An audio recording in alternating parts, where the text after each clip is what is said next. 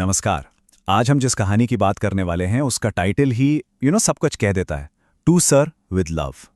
ये एक ऐसे ट्रांसफॉर्मेशन की कहानी है, एक ऐसे बदलाव की जो सिर्फ सम्मान से शुरू होती है। और ये उस जादू के बारे में है जो तब होता है जब एक टीचर अपने स्टूडेंट्स को सच में दिल से समझने का फैसला कर लेता है। तो सवाल ये उठता है ना, क्या बागियों से भरी एक क्लासरूम, मतलब ऐसे स्टूडेंट्स जिनसे कोई उम्मीद नहीं रखता, क्या वो सच में संस्कारी विद्वानों के मंच में बदल सकती है? एक ऐसी क्लास जिसे कोई नहीं चाहता था, क्या वो वाकई में पूरे स्कूल के लिए एक मिसाल बन सकती है? चलिए इसी कमाल की कहानी के बिल्कुल सेंटर में चलते हैं। तो चलिए सीधे कहानी के क्लाइमैक्स पर चलते हैं। तारीख है 15 नवंबर। ये वो दिन है जब स्टूडेंट्स को सबके सामने, पूरे स्कूल के सामने अपनी काबिलियत साबित करनी है। जरा सोचिए, पूरा ऑडिटोरियम खचाखच भरा हुआ है और उनके टीचर ईआर ब्रेथवेट घबराए हुए इंतजार कर रहे हैं। उनकी सांसें अटकी हुई हैं। सवाल बस एक ही है, क्या उनकी क्लास आज कमाल करेगी या फिर उन्हें शर्मिंदा करके रख देगी? अच्छा, तो इस टेंशन भरे मोमेंट को, इस क्लाइमैक्स को पूरी तरह समझने के लिए हमें थोड़ा सा पीछे जाना होगा। मतलब आखिर ब्रेथवेट और उनकी क्लास इस मुकाम तक पहुंचे कैसे? चलिए देखते हैं इसकी पूरी कहानी।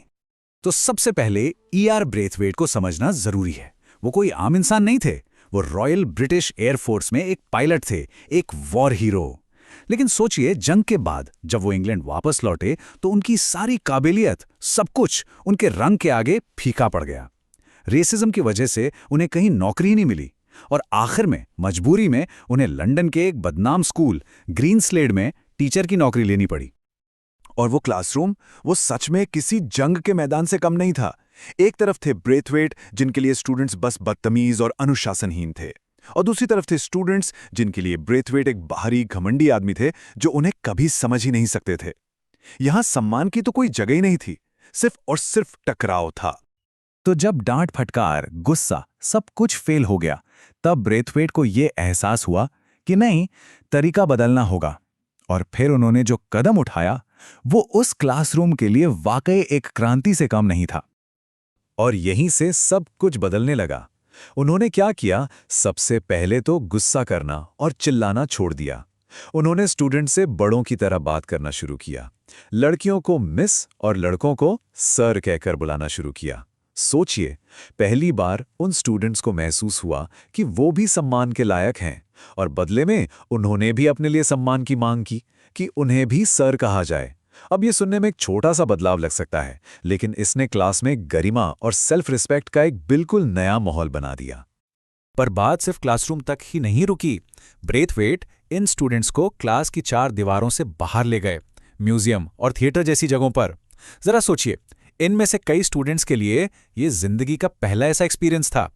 इन ट्रिप्स ने न सिर्फ उनकी दुनिया को बड़ा किया, बल्कि टीचर और स्टूडेंट्स के बीच एक ऐसा रिश्ता बनाया जो सिर्फ किताबों तक ही सीमित नहीं था, एक आपसी समझ और सम्मान का रिश्ता। तो चलिए अब वापस उसी दिन पर आते हैं, 15 नवंबर। अब हम जानते हैं कि इस एक दिन पे कितना कुछ दांव पर लगा था। ये सिर्फ एक रिपोर्ट नहीं थी, ये महीनों की मेहनत, बदलते रिश्तों और जीते हुए सम्मान का एक सबूत था। और फिर ब्रेथवेट की क्लास की बारी आई। उनकी एक स्टूडेंट मिस जोसेफ ने उनके प्रेजेंटेशन का टॉपिक बताया। और जरा टॉपिक पर ध्यान दीजिए, मानव जाति की परस्पर निर्भरता। मतलब जो क्लास कल तक एक दूसरे का सम्मान नहीं कर पाती थी, वो आज पूरी इंसानियत के एक दूसरे पर निर्भर होने की बात करने वाली थी। ये टॉपिक अपने आप में उनकी बदली हुई सोच का सबसे बड़ा सबूत था। और कमाल की बात यह थी कि स्टूडेंट्स ने अपने अपने सब्जेक्ट्स को इस मेन थीम से कैसे जोड़ा। जैसे पोर्टर ने मैथ्स का इस्तेमाल किया, उसने समझाया कि जैसे किलो और पाउंड हैं तो अलग अलग यूनिट्स, पर नापते तो वजन ही है ना, ठीक वैसे ही इंसान भी बाहर से अलग दिखते हैं पर अंदर से सब एक हैं। फिर सेपियानो ने नेचर स्टडीज से बताया कि कैसे फसलों को कीड़ों से बचाने के लिए दुनिया के सारे देशों को एक साथ आना पड़ता है। और मिस पिग और जैक्सन ने ज्योग्राफी के जरिए दिखाया कि कैसे हर देश अपने रिसोर्सेज के लिए एक दूसरे पर निर्भर है। मतलब हर प्रेजेंटेशन उसी एक बड़े आइडिया को और मजबूत कर रहा था। लेकिन उस दिन का सबसे यादगार, सबसे ड्रामेटिक मोमेंट तब आया जब फर्नमैन स्टेज पर एक असली इंसानी कंकाल के साथ आया। उसने कंकाल की तरफ इशारा किया और जो कहा, उसने सबका दिल जीत लिया। बाहर से हम अलग हैं, लेकिन अंदर हम सब यही हैं, हम सब एक हैं। इस एक लाइन ने, इस एक प्रदर्शन ने पूरे ऑडिटोरियम में सन्नाटा ला दिया था। प्रोग्राम का अंत भी कम दमदार नहीं था।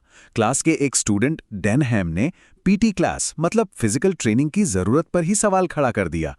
उसका तर्क था कि जो स्टूडेंट्स पहले से ही फिट हैं उनके लिए ये बेकार है। लेकिन फिर एक टीचर मिस फिलिप्स ने जो जवाब दिया वो शानदार था।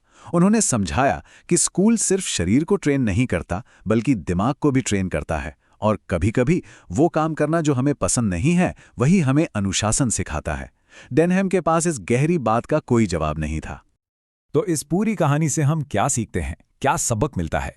क्योंकि ये सिर्फ एक क्लासरूम की कहानी नहीं है, ये जिंदगी के बारे में है। तो इस कहानी के जो गहरे सबक हैं वो ये हैं।